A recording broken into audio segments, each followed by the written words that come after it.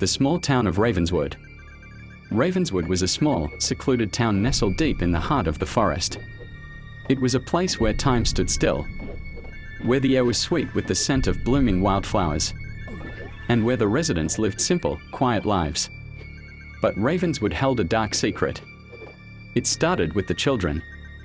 They would go out to play in the woods, laughing and shouting, but as the sun began to set, they would stumble back into town, their eyes vacant, their skin pale. At first, the parents thought it was just exhaustion. But as the days went by, the children's behavior became more and more erratic.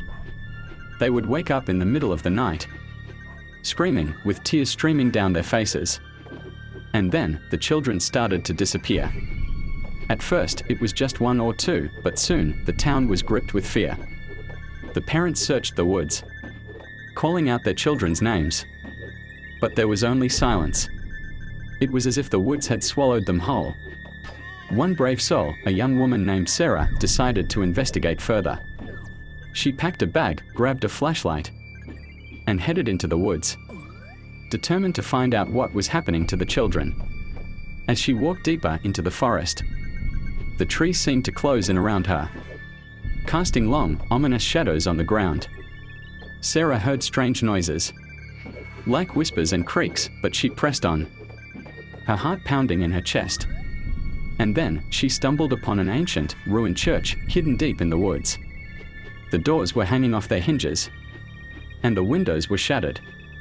But Sarah felt drawn to the building, as if something was calling to her. She pushed open the creaky door and stepped inside.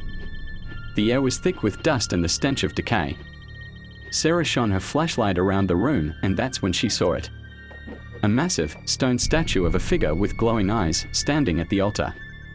The statue seemed to be staring straight at Sarah, and she felt a chill run down her spine. Suddenly, the whispers stopped and the creak ceased. The forest was silent, as if holding its breath. And then, the children appeared. They were standing in the pews, their eyes black as coal, their skin gray as stone. They were chanting, their voices low and menacing. And Sarah knew that she had to get out of there, fast. She turned to run, but it was too late. The children started to move towards her, their eyes fixed on hers, and Sarah knew that she was doomed. The next morning, the townsfolk found Sarah's car, abandoned on the outskirts of the forest.